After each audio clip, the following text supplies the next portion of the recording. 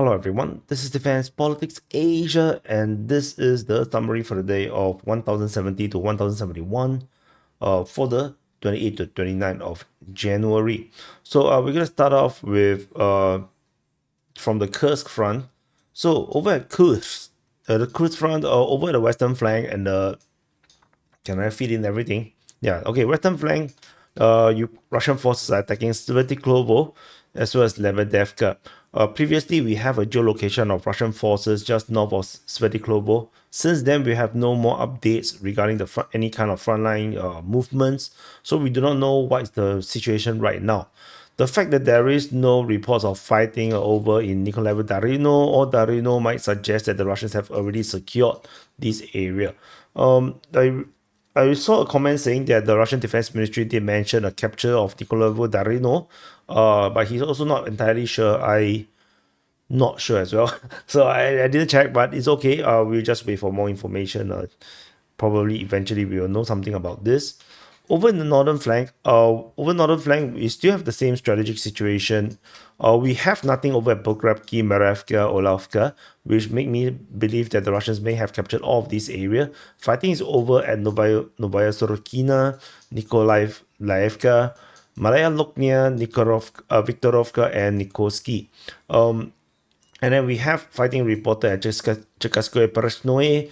Geolocation of Ukrainians getting airstrike was noted, showing the intensity of the Russian offensive in this area, but also shows the resistance of the Ukrainians defending these conquered regions. So the Ukrainians are really very serious about holding all these areas that they have conquered in Kursk. Time will tell whether this is stupid division or a stratagem of modern warfare. No, but yeah, I think it's stupid. But yeah, over in Suja region, and let's see, below. Okay, let's Suja region. We have shelling reported at Gogolevka, Ruben Skinner, and Pervy Kendiaze was actually mentioned. Lauzeshenka was also mentioned. These are probably shelling. Maybe it could be offensive. Who knows? However, geolocation of a Russian airstrike over this region might invalidate any possibility of the Russians actually transversing through the fields to actually attack any positions around here. So the chances are these are actually just shelling by Russian forces on Ukrainian positions that is defending this northern area of Sudzha. So which is similar to those that is defending the western part of Sudzha, which is all along the highway where the Ukrainians desperately needs to resupply the troops in the front line. So the Russians are attacking Sudzha, Gontarovka and Makhnovka in the south of Sudzha. So let's see how this continue to play out. Situation remains to be tricky, I would say. So I would change all these attacks to if there is no very old ones, I will note them as changing them to shelling. Credit to this geolocation that allows us to realize that these are probably not ground attacks. So over in the southern flank of the Kursk front, we have fighting reported at Kurilovka and Goevo. So, but that's about it. The fact that they are still stuck at Kurilovka is interesting. That just shows you how difficult the fighting is in this region. As I mentioned, all these forests are just a lot of headaches for the for the Russian forces to overcome. So that's what it is. I wonder what is this? Chicken farm? I don't know. So we move on over in the Kharkiv front. At the Kharkiv front, this is Voschansk. They are fighting at Voschansk, Starissia, as well as Lipsy. Strategically, nothing particularly special about this region. So let's move on. Then we go to the very significant region of Voreshna front. In the north of Voreshna, northern flank of Voreshna, fighting is reported at Topoli and Krasny Pershi. I mentioned, I did a conclusions video around 12 hours ago, published around 10 hours ago as per this recording. You can check it out. I talk a lot more about the my opinions and analysis of the situation. So I don't want to go too much into this. To check out the conclusions video, I will link it at the end of this video. It's published on the main channel. So these are the two attacks around here. Maybe Krasny Pershi might be just some shelling. So that's all. Over in the Vorishna front itself, there is fighting reported over at Kotievka, Zapadne, as well as Kinderashivka. The fact that there fighting is reported at Kinderashivka may confirm that the may point to the fact that the Russian claims of the capture of Kalinove might actually be correct. And the fighting at Kokivka and not being reported at Vorishna might also confirm that the Russians indeed have captured Vorishna. So in all, if these two is correct, then the claim of capture of Zapadne might be correct. Then the Russians actually have a pretty good foothold over on the western flank of the western shore or western bank of the Oskil River, which runs through here. And then the Russians are going to have will present a massive threat of a breakout in this region, because this is not known to be a very fortified area, but it's very hilly. So the hills may be helping to slow down the Russians, but once the Russians can slowly progress out of the hills, and then that is all going to be flat grounds, and I think this is going to be a big problem for the Ukrainians to defend, and there's not much defenses in the rear, as far as I understand. So over in the Kupiansk front, at the Kupiansk front, we have fighting reported over at Petropavlivka, Pyzhane, Novo-Osinove, and over at Kolesnikivka. There is geolocation of a Ukrainian infantry fighting vehicle getting hit over in Zagorivka region. So that's about it. Strategically, nothing particularly new. The main thing to note is just simply that there is still pressure being exerted in the north, while the Russians are starting to push more seriously in the south. So this push in the south is the one that we should take note of. Over in the Borova front, at the Borova front, fighting is reported at Zarizove, Bahuslavka, Novokryakivka, Lozova, Zelenihai, Kopanki, and Novo-Yehorivka. So, but that's about it. That's all from the Borova front. Now, no change strategically. We move on further south, over in the Makievka region, and let me see how do I. Okay, Makievka region. We have fighting reported at Makievka and Novolubivka. There's in the north of Liman front. There is fighting reported at Ivanivka and fighting near Zalina Dolena. Geolocation of Ukrainian forces at Kharkivka was noted. Getting armored vehicle getting hit by the FPV drone. So so that shows Ukrainians are indeed defending Kharkivka. So that's all from this region. Moving further south to the rest of the Liman front, we have fighting reported at Yampolivka, Torske, and through the Serebryansky forestry. So this is pretty usual, nothing particularly special. The Russians did not go south. I expected them to go south, but this did not happen. So yeah, so it is what it is. I expected them to flank into the rear of Yampolivka and Zarishny.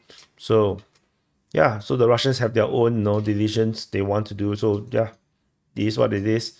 So over in the Stivers front, some major breaking news. So fighting is reported at Kharkovivka and Bilohorivka. These are nothing. And of course, fighting at Verkhomokalyamsky, very common. But what is significant was the geolocation. At Verkhomokalyamsky, there is a new geolocation by Crimea Caprice. This is pretty new. And the Russian forces actually landed troops basically deep into the eastern part of Verkhomokalyamsky, which means that the entire region here must be under Russian control. If not, they wouldn't be able to travel to that point.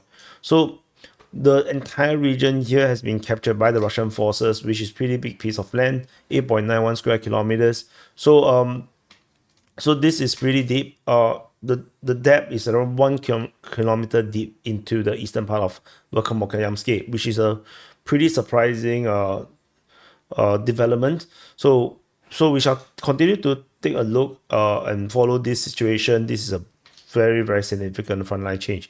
The maximum distance traveled could be 4 kilometers. So let's see how these play out. Volkanovka I just want to note is a super important settlement here because the fields here are very wide. Like there is nothing between these tree lines. Like and this tree line to tree line is 1.2 kilometers. It's just massive piece of land, not a lot of cover. So to have a settlement under your control means a lot in the Sivers front. So yeah, so that's the important thing to note. So we move on over in the Bakhmut front. In the northern flank, we have fighting reported at Orikhovo, Vasilivka, and Novomakove. Geolocation of Ukrainian forces getting airstrike at Maiske was noted. So Ukrainian forces definitely is defending this point. Uh, and then we move into Chasivya. Also major news in the central flank of Chasivya, of Bakhmut front. So fighting is reported at Chasivya, southeast of Chasivya, Stupovsky, and Proteshny. Particularly in this sector, there is a lot of frontline changes. So let's zoom in. So first thing first, geolocation of Russian forces towing M113 into Ivanivsky, and then nearby there is shelling of Ukrainian infantry fighting vehicle.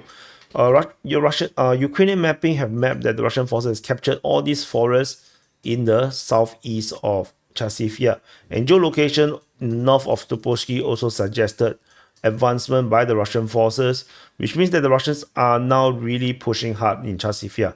I think that they have sensed weakness in the Ukrainian defenses and they are really pushing super hard right now.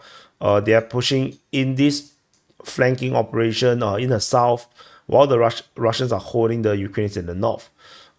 Still, again, these are not easy terrain, not easy to attack, not easy to defend. So the Russians are really going for it. As you can see, the Russians have already reached this point in the north.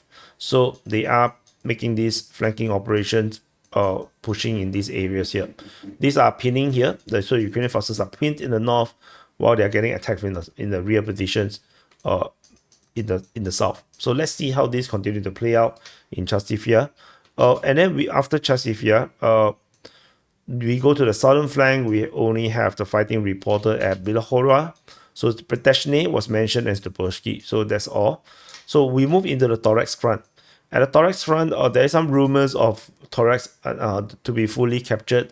This one I haven't seen my trusted sources mentioning it yet. But though I really think that yeah, it's pretty much a matter of time. But fighting is reported at Dashny, Krymsky, Dilievka, within Thorax and Skibinivka. But that's all. That's all from the Thorax front. Nothing else over the New York region. Over the northern flank of the Pokrov front, we have fighting reported at Tarasivka, Baranivka, Vodyane Druhi, Yelizavetivka, and Mariolubivka. Particularly, the Russians have penetrated from Baranivka direction towards Vodyane Druhi from the southeast. This will mean that the Russians will be able to pincer Vodyane Druhi, bypassing a very strong Ukrainian defense over on the west of Vodyane Druhi that was protecting the highway exchange. So with the capture of Vodyane Druhi, the Russians will be able to take the highway exchange. But because without it, then the highway exchange will be exposed in multiple directions. It will be very hard to defend. So that's all from the northern flank of the Pokrov front. Over in the Minokhrad sector and the south of Pokrov, we have fighting reported at Promin, Sukiya, Lisievka, Novopalivka, Zeleny, Vorozhenia, Shevchenko towards Pokrov. Geolocation of Ukrainian forces south of Pokrov was noted. FPV drone hit an armored vehicle, and that's all from this area here. The push in this sector may be a bit more serious, but it is also very, very heavily defended. Ukrainians have the railway forest to help them defend, along with various villages. So this is going to be a very difficult line to break. The rest of the front line here is static line. I don't expect too much from this area. So over in the Pokrov sector, we have, let me see how do I adjust this mapping. So just I mentioned, Zeleny, Vorozhenia, Shevchenko, Pokrov, these are already mentioned. Fighting is reported at Pischany, Virove, Kotliny, Udashny, Uspenivka, Novovasilivka, Novo Alexandrivka, and Boravka, very far away. So yeah, so this is so it's basically below me here. He's here in Boravka. So we'll talk more about Moravka in a while. So there is frontline changes over Pischany with Russian forces making advance towards Virove was mapped by the Ukrainian mapping, whereas in the south of Novovasilivka, the Russian forces have also secured the south as acknowledged by the Ukrainian mapping. So this area here, the Russians have penetrated into the finally into this railway forest. I think is it a railway forest? Is it a railway? No, it's a road. Yeah, I thought it's a railway. No, it's not a railway. Yeah, it looks like a railway to me, but yeah. So it's a road forest. So they basically just penetrated into the first part of this forest, so they will be able to go further. And then over in this Novovasilivka region, the entire southern side with the entire tree line was taken by the Russian forces, corroborating Russian mapping. And this will continue to allow the Russians to attack towards Novo Alexandrivka and continue to put pressure through Uspenivka. So over in this southern flank, how do I actually fit in the fighting is so far away. Okay, so Muravka was mentioned. Muravka is this border town between Donetsk Oblast and the Dnipropetrovsk Oblast. So which is the Dnipro Oblast. So the Russian forces are allegedly attacking in this direction. This is according to the Ukrainian reports. So the Russians are definitely making some push in this direction in the south of Alexandrivka, and they are also pushing towards Kulyarivka. Kutyarivka was mentioned on the 27th and 28th, so this is also a pretty new offensive operations. That means there's a possibility that the Russians have already made some progress in the north of Nedievka. Fighting is still reported at Nedievka, and the Russian Defense Ministry announced the capture of Novoyelizaveta with the Russian forces making some frontline changes around here. So in the south of Nedievka, Russian forces have expanded control a little bit in the eastern part of Nedievka, and the entire southeast of Nedievka. The forest lines here are all captured by the Russian forces. So this is a pretty significant, tactically speaking, as they have a stronger foothold, which will allow them to flank the south of Nedievka and attack into the north of Zaporizhia, Preobrazhenka, or Sripny. In the southern flank of the Pokrov front, we have fighting reported at Novo Alexandrivka, Yasinove, Slovianka, and fighting moving towards Bodanivka. So including all these things in the north. So this is interesting. Frontline changes at Novo Andrievka, in the pincer shutting up Novo Alexandrivka, and also there is advancement down the gully from Slovianka. So over at Novo Alexandrivka, there is interesting. So there is a geolocation of Russian forces over here. So for me, I map it in this way. Basically the Russians coming from the south, because this was where the active fighting was. However, Ukrainian mapping mapped it that the Russians attacked from the north. And combining Deep State UA and my mapping, essentially Ukrainian forces are now encircled at Novo Andrievka. So let's see whether this is a reality or not, that they are actually being encircled, or no, yeah, our mapping just messed up. So either way, over in the Slovianka, the Russian forces continued down the two gullies as they merge and capture the merger region. So the Russians are likely to continue down the gully region and to head towards the west. So which is leads all the way down to the south of Bodanivka. So let's see how this continue to play out. And then we go into the Andrievka front. So do I fit in everything? So I don't. So let's zoom out a bit. No, let's zoom in a bit. So over on the eastern part of the Andriivka front, fighting is reported at Andriivka. There is some updates regarding some advance of the Russian forces into Andriivka. Fighting is reported at Krakove, Dashne. Geolocation confirming Russian advance, including your Ukrainian mapping. And fighting is reported in Yatarne with Russian forces uh, conquering more grounds in the south of this belt or salient, the Ulakli salient. Fighting is reported at Ulakli, uh, at Zelenivka, as well as Constantinople. So this area continues to be very difficult. As I mentioned before, this is the only way out of this bulge or this pocket. So this is the only way out and only way in for the Ukrainian forces. So this is just a stupid place to fight, and they are getting squeezed, and the Russians are making major progress. So at Andriivka, the Russian Ukrainian mapping have shown the Russian forces making some small advancement from their obscene mapping over here. So they are moving to try to conquer the rest of the eastern part of Andriivka. So that is happening. Geolocation of Ukrainian forces getting hit by FPV drone was noted. It is also unusual that I did not see a lot of geolocation on Ukrainian footages. So mostly are Russian.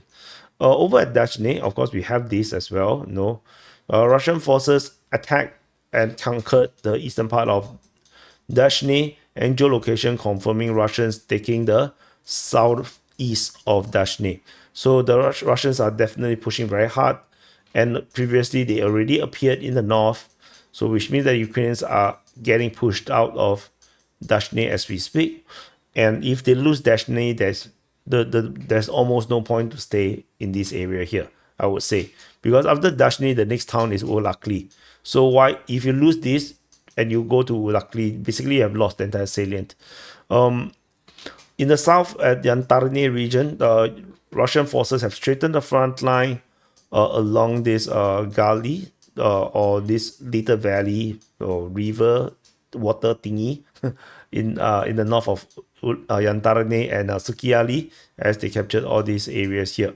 This is mapped by Ukrainian mapping, so this is a Ukrainian information. So that's all in this area here. Over in the western part of the Andriivka front, fighting is reported at Roslev, Bahatel, as well as Rozdone. Also, frontline changes update by the Ukrainians in the south of Roslev, confirming huge Russian advances, closing up all these very uncomfortable pockets or salient or bulges which the Ukrainians put themselves in. So the Russians have continued to straighten the front line and capture more advantageous grounds. And we move into the Velika Novosilka front. So at the Velika Novosilka front, we have fighting reported at Novo Ocharituvate. Let me see in the north, do I have anything? Yeah, don't have. So fighting is reported at Novo Ocharituvate, Vremivka, Velika Novosilka. Frontline changes, Ukrainians confirm that the Russians have captured Velika Novosilka. Fighting is reported at Novosilka as well as over at Rivnopil. So over this region here. So the Russians are now moving on from Velika Novosilka. The chapter of Velika Novosilka is over. We have confirmed the capture of Velika Novosilka after the Russians have claimed the full capture around the past 1-2 days. So this is on the 28th. So yeah, basically pretty much capture. Ukrainian mapping have confirmed that the rest of Velika Novosilka has been taken by the Russian forces. So that's the end of this chapter of Velika Novosilka. Soon we're going to find a new name for this front line. Yes, but for now it's still going to be called Velika Novosilka until a new prime target appears that makes sense to be named after, have the front name after it. Over at the Zaporizhia front, we only have fighting reported. We have fighting reported at Stemnikis. Shelling reported there over on the Koyamsky sector. At the Orikhiv sector, there is fighting reported at Novoparovska, Malatomashka, as well as Robotine. So Robotine is something unusual. We haven't have a report of fighting here since November. So very unusual report for this. Novoparovska is also since a long time ago, since mid-January. The previous report was in July, so last year July. So there is something activating around here, but it's always very unclear. It doesn't look very asserted by the Russian forces. They didn't really put it all in. So let's see. And we go into the Kherson front. At the Kherson front, we have only some fighting reported in the Dnipro direction, according to the Ukrainian Defense Ministry, which was on the 28th, and shellings reported at Antonivka on both 28th and the 29th of January. But that's all from the Kherson front, and that's it. So this is the summary for the day of 1017 to 1071 for the 28th to 29th January. Thank you for watching. Press the like button, subscribe, and I'll see you guys in the next update.